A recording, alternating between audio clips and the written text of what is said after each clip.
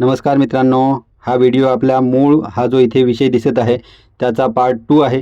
जर आपण महत्त्वाचा पार्ट पाहिला नसेल तर हा व्हिडिओ पाहण्यापूर्वी आपण पार्ट 1 पाहून घ्यावा, कारण तो खूप महत्त्वाचा आहे आणि त्याच्यानंतर हा पार्ट पाहावा. तर चला, आजच्या या व्हिडिओमध्ये आपण ॲनोमलीविषयी संपूर्ण माहिती जाणून घेणार आहोत. कारण ज्या लोकांनाही ॲनोमली आलेला आहे त्या सर्व लोकांना आपल्याला नोटीसला समोर जावं लागणार आहे, सुनावणीला भाग पडावं लागणार आहे आणि त्याच्यानंतरच त्यांचं जे ड्राफ्ट वोटर लिस्टमधलं नाव आहे ते फायनल वोटर लिस्टमध्ये जाईल, अन्यथा त्यांचं नाव फायनल वोटर लिस्टमध्ये जाणार नाही. याची सगळ्यांनी दक्षता घ्यावी. आता सर्वांना समजावा यासाठी मी ॲनोमली 2 प्रकारामध्ये डिवाईड केलेली आहे. एक तर ॲनोमली सिस्टीम जनरेटेड आहेत आणि दुसरे ॲनोमली म्हणजे BLO जनरेटेड. आता तुम्ही म्हणाल BLO जनरेटेड ॲनोमली म्हणजे काय?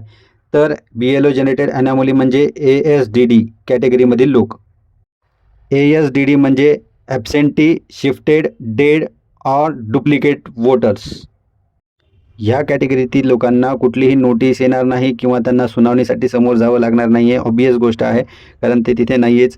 परंतु अशा लोकांना क्लेम सादर करता येणार आहे. अशा लोकांना आपलं ऑब्जेक्शन घेता येणार आहे की नाही मी डेड नाही आहे, नाही मी ॲब्सेंट नव्हतो किंवा माझ्या काही कारणामुळे ॲब्सेंट होतो, नाही मी शिफ्ट झालो नाही किंवा मी डुप्लिकेट वोटर्स नाही, असं त्यांना स्वतःहून ऑब्जेक्शन दाखल करावं लागणार आहे. तर सर्वप्रथम माझी सर्वांना विनंती आहे की आपण SIRचा फॉर्म भरलेला असो किंवा नसो, आपण एकदा ह्या उरलेल्या दिवसामध्ये BLO यांची भेट प्रत्यक्ष घ्यायची आहे आणि आपल्या डोळ्यांनी पाहायचं आहे की आपलं नाव ॲनोमलीमध्ये अर्थात लॉजिकल डिस्क्रिपन्सीमध्ये आहे किंवा नाही, म्हणजे तार्किक विसंगतीमध्ये आहे किंवा नाही.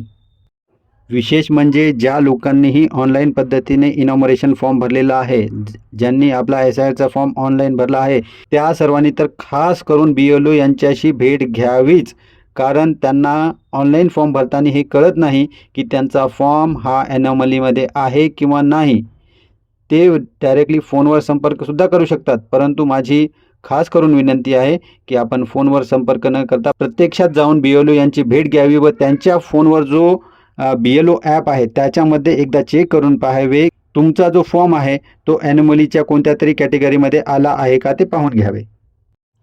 जर तुम्हाला हे करायचे नसेल तर तुम्ही एक छोटीशी 10 ते 15 सेकंदाची गोष्ट करू शकता आणि BLO स्वतःहून तुम्हाला कॉल करेल. हो, BLO स्वतःहून तुम्हाला कॉल करेल. ते कसे करायचे आहे तर याच्यावर एक शॉर्ट व्हिडिओ या चॅनलवर टाकलेला आहे. ते जर तुम्ही स्टेप फॉलो केली तर BLO स्वतःहून तुम्हाला कॉल करेल आणि तुमची काय अडचण आहे तो तुम्हाला स्वतःहून जाणून घेण्याचा प्रयत्न करेल.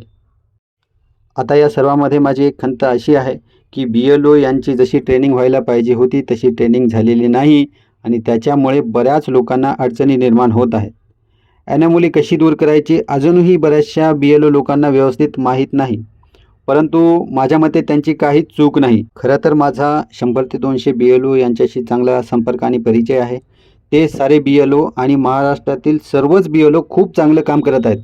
कारण ही जे SIRची प्रोसिजर आहे ती अत्यंत अवघड आणि किचकट आहे आणि ह्यामुळे थोड्याफार अडचणी निर्माण होत आहेत आणि त्यामुळे आपण BLO यांना सहकार्य करणे गरजेचं आहे, त्यांच्या संपर्कात राहणे गरजेचं आहे.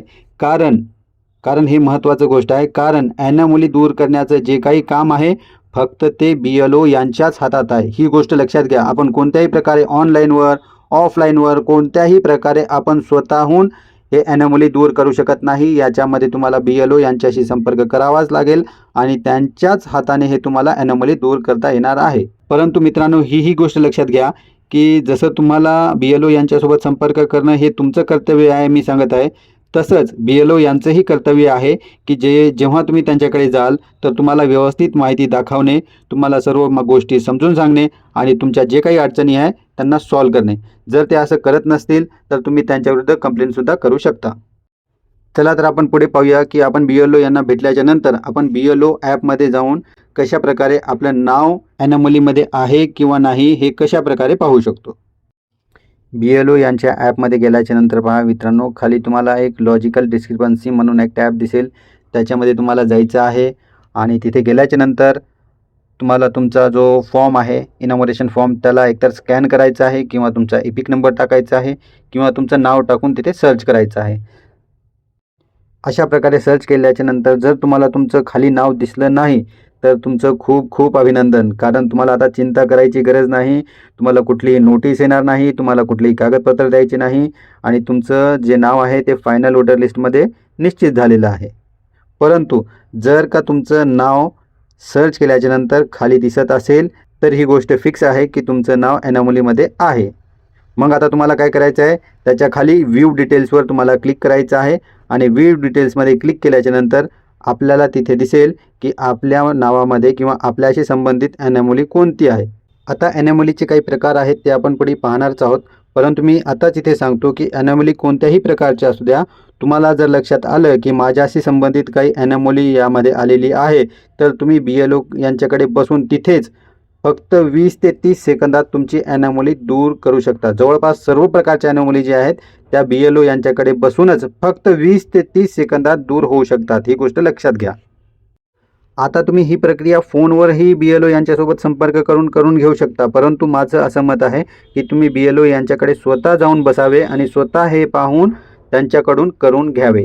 तर पहा मित्रांनो, आपल्या सर्वांसाठी सोप्या आणि साध्या भाषेमध्ये मी हा चार्ट तयार केलेला आहे. त्याच्यामध्ये मी 3 श्रेणीमध्ये याला डिवाईड केलेलं आहे की श्रेणी 1 आणि श्रेणी 2 आणि श्रेणी 3. श्रेणी 1 मध्ये नाव, लिंग, वय याच्याशी संबंधित ॲनोमली आहेत. श्रेणी 2 मध्ये नाते व वयोमर्यादा यांच्याशी संबंधित ॲनोमली आहेत आणि श्रेणी 3 जी आहे ती आपल्या तपशीलमधील फरक याच्याशी संबंधित आहे.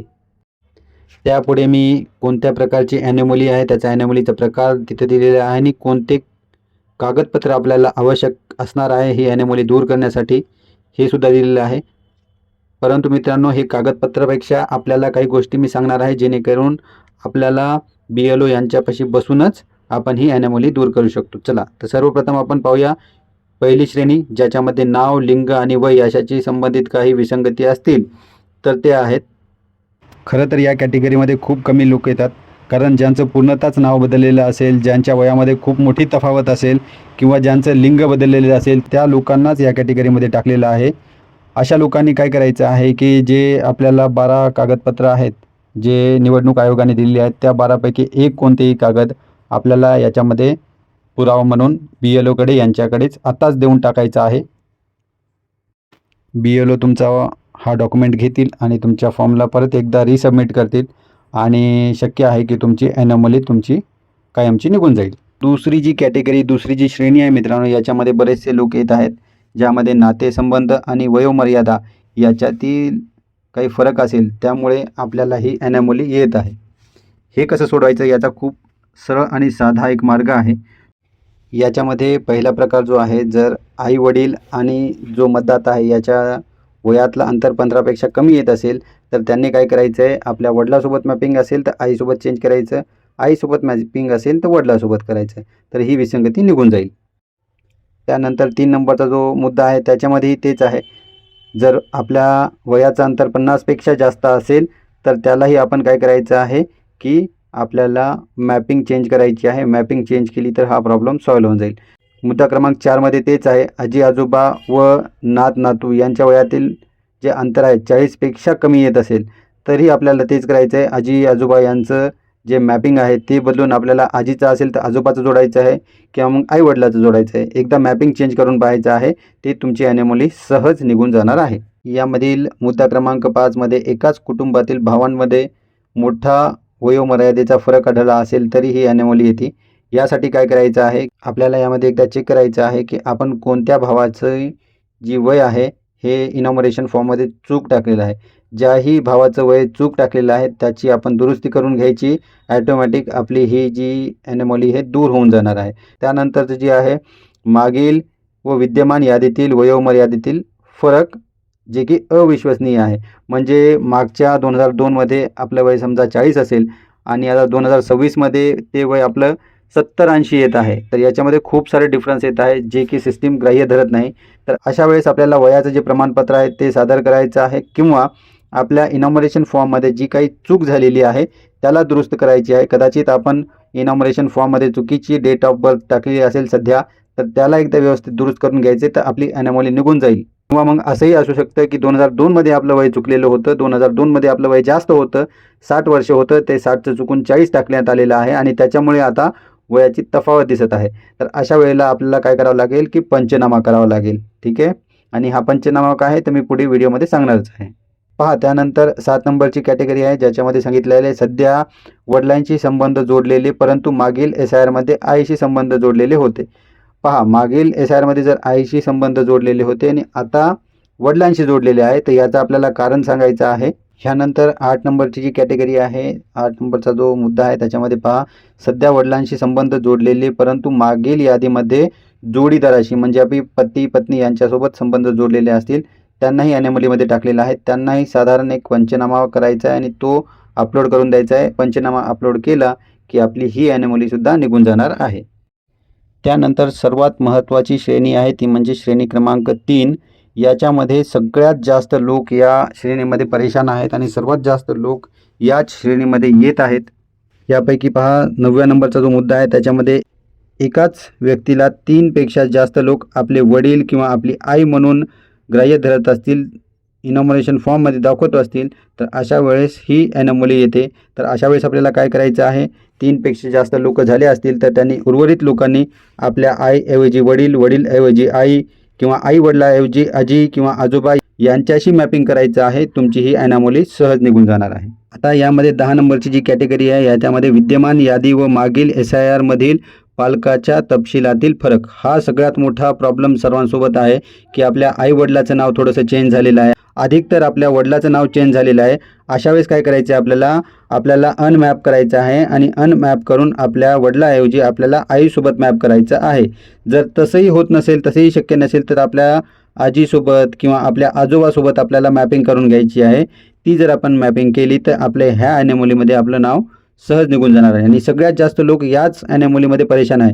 तर त्याच्यामुळे आपण लक्ष देऊ नये का, जर आपणही या ॲनोमलीमध्ये असाल तर आपल्याला सिम्पल एवढंच करायचं आहे, तर आपल्याला वडिलासोबत अनमॅप करायचं आहे आणि आईसोबत मॅप करायचं आहे किंवा आजीसोबत किंवा आजोबासोबत आपल्याला मॅप करायचं आहे.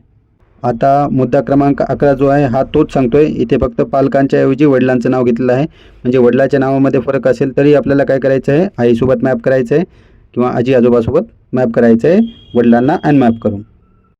आता कॅटेगरी 12मध्ये सांगितलेलं आहे विद्यमान यादी व मागील SIR मधील नातेसंबंधाच्या प्रकारात फरक. समजा एखादी स्त्री आहे, तिने मागच्या SIR यादीमध्ये एका व्यक्तीला आपला पती म्हणून दाखवलं आहे आणि यावेळेस तिने त्याच व्यक्तीला आता वडील म्हणून दाखवलं आहे किंवा मागच्या वेळेस वडील म्हणून दाखवलेलं आहे आणि यावेळेस तिने त्या व्यक्तीला पती म्हणून दाखवलं आहे. अशा वेळेस हा फरक सहसा येतो, ही ॲनोमली येते.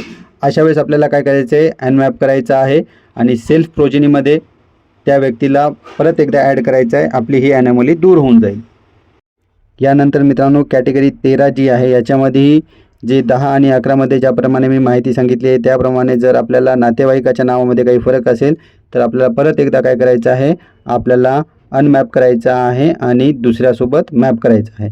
आणि जर का असं करणं आपल्याला शक्य नसेल तर आपल्याला काय करायचं आहे, पालकांसोबत संबंध सिद्ध करणारं एखादं कोणतंही कागदपत्र, जसे की तुमचं TC असेल, तुमचं निर्गम असेल, तुमची 10वीची सनद असेल, तुमचा पासपोर्ट असेल, तुम्ही दाखल करू शकता आणि तुमची ही ॲनोमली सहज निघून जाईल. बरं, हे कुठे दाखल करायचं, तर BLO यांना विनंती करायची आहे की सर आमचा जो फॉर्म आहे तो परत एकदा सबमिट करा, रिसबमिट करा. आणि त्यावेळेस जेव्हा आपण इनॉमिनेशन फॉर्मचे फोटो काढून अपलोड करतो त्यावेळेस बाजूला अजून एक डॉक्युमेंट अपलोड करायचा सेक्शन आहे. त्या ठिकाणी आपण आपला हा जो डॉक्युमेंट आहे, पालकांसोबत संबंध सिद्ध करणारा डॉक्युमेंट, तो आपण अटॅच करू शकतो आणि आपली ॲनोमली सहज निघून जाणार आहे. अशा प्रकारे मित्रांनो पहा, जसं मी सांगितलं की या सर्व कॅटेगरीमध्ये आपण छोटीशी एक अपडेट करून आपल्या SIR फॉर्ममध्ये छोटीशी अपडेट करून ॲनोमली काढू शकतो. जर का ती ॲनोमली निघाली नाही तर आपल्याला पालकासोबत संबंध सिद्ध करणारा डॉक्युमेंट असेल किंवा पंचनामा असेल किंवा आपला जो काही डॉक्युमेंट असेल तो BLO यांच्याकडेच आत्ताच देऊन टाकायचा आहे, जेणेकरून आपल्याला पुढे भविष्यात कोणतीही नोटीस येणार नाही, आपल्याला सुनावणीला जावे लागणार नाही. आपली ॲनोमली इथेच निघून जाईल आणि आपलं फायनल वोटर लिस्टमध्ये आणि ड्राफ्ट वोटर लिस्टमध्ये दोघांमध्येही आपलं नाव येऊन जाईल. आपल्याला काही अडचण येणार नाही. तरीही जर तुमची ॲनोमली दूर झाली नाही तर तुम्हाला नोटीस येणार आहे, पूर्ण प्रक्रिया तुम्हाला पार करावं लागणार आहे, तुम्हाला डॉक्युमेंट ऑनलाईन ऑफलाईन अपलोड करावं लागणार आहेत, तुम्हाला एखादं पंचनामा तयार करून द्यावा लागणार आहे. तर या संबंधित व्हिडिओ आमच्या चॅनलवर येणार आहे, तर आपण चॅनल नक्की सबस्क्राईब करून ठेवा. आणि हा अत्यंत महत्त्वाचा व्हिडिओ तुम्हाला आवडला असेल तर नक्की याला लाईकसुद्धा करा आणि इतरांसोबतही शेअर करा, जेणेकरून बरेचसे लोक परेशान आहेत. तुम्हाला एवढ्या सहज सोप्या भाषेमध्ये यूट्यूबवर एकत्रितपणे कोणताही व्हिडिओ मिळणार नाही. तर त्यामुळे जे आपले नातेवाईक आहेत त्यांना हा व्हिडिओ शेअर करा, जेणेकरून त्यांच्याही ज्या ॲनोमली संबंधित अडचणी असतील त्या दूर होतील. मी ॲडव्होकेट रहीम शेख. भेटूया पुढच्या व्हिडिओमध्ये. जय हिंद, जय महाराष्ट्र.